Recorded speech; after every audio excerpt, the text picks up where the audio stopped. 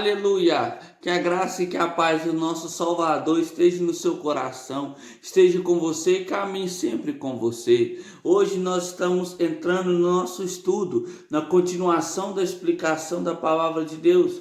Que Deus tem nos concedido graça, tem nos concedido força, vigor, para estarmos aqui transmitindo a palavra, para você também estar aí ouvindo a palavra, porque onde estiver dois ou três aí o Senhor estará. Eu te convido agora, vamos falar com Deus. Feche os teus olhos, por gentileza. Criador dos céus e da terra, nós bendizemos o teu nome, exaltamos o teu nome, porque a tua palavra é fiel e se cumprirá para todos sempre.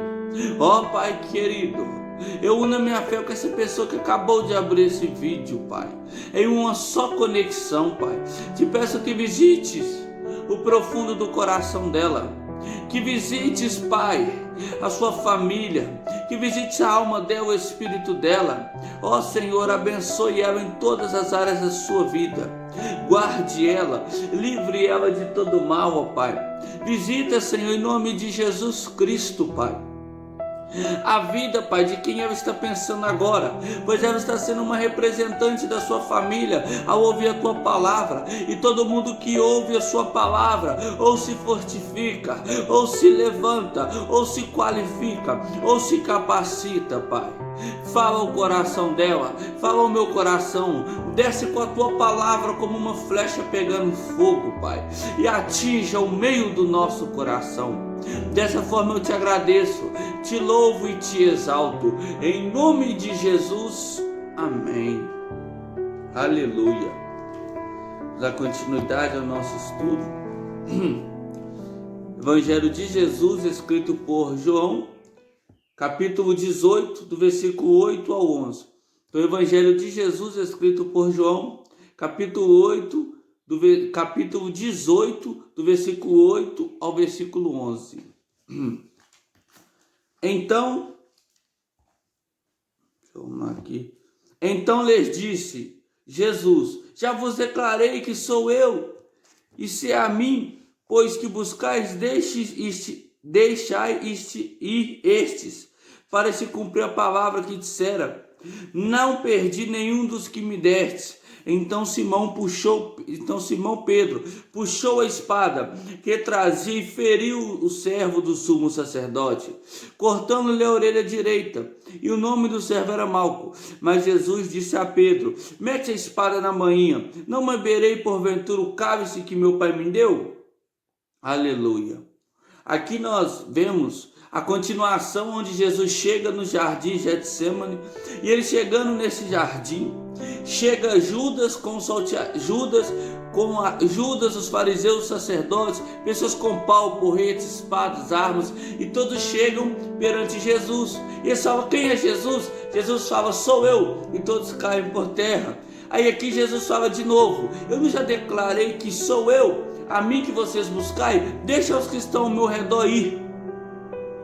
Aí depois que ele falou isto, Judas veio e beijou o rosto dele. Aqui não diz, mas no outro evangelho, porque o evangelho é o mesmo, é de uma pessoa só, de Jesus, só que tem visões diferentes, e ele se encaixa, ele não se contradiz, não existe contramão, eles se encaixam.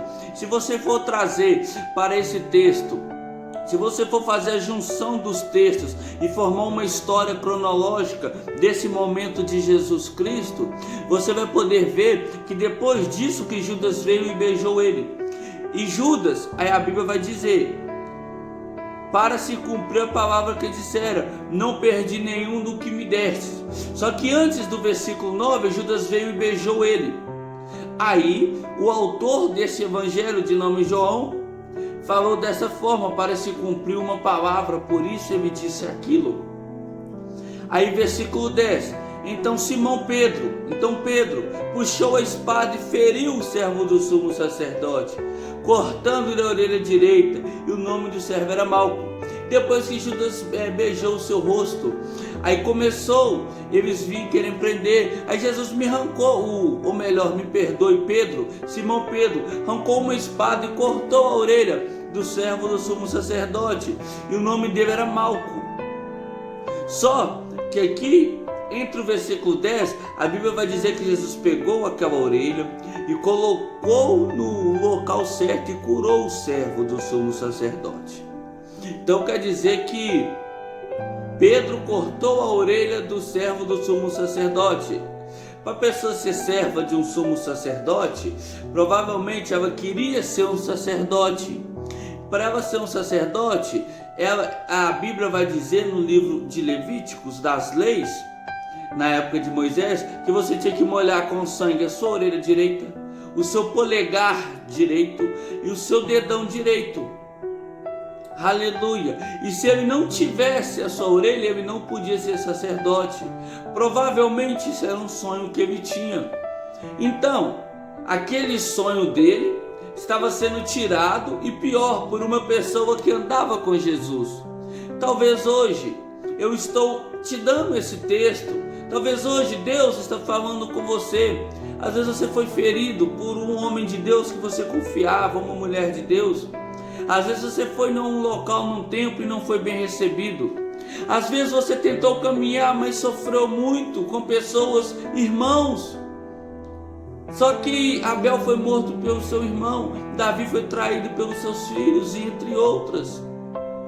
José foi pelos seus irmãos. Então nós podemos ver que aqui foi um servo, foi uma pessoa de perto.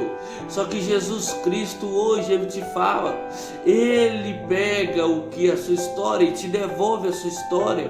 Não se deixe abalar por isto, firme em Jesus Cristo, porque por mais que esse homem de Deus, que Pedro cortou a orelha, Jesus pegou e pôs no lugar. Jesus reconstruiu o sonho dele, Jesus reconstruiu a vida dele, e isso o mestre quer te fazer.